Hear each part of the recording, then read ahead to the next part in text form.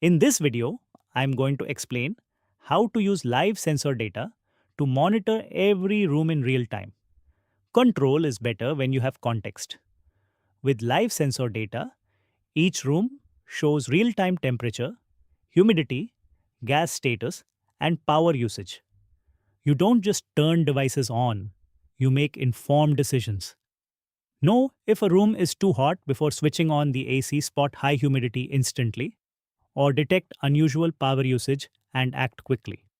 Now, I'll show you how to check live sensor data, know every room in real time. Open the Home Automation app. Go to Devices. Select the room where your sensor is installed. On the switch page, all your sensors will be displayed, provided they are installed in that room. Don't just control your home, understand it. Thank you.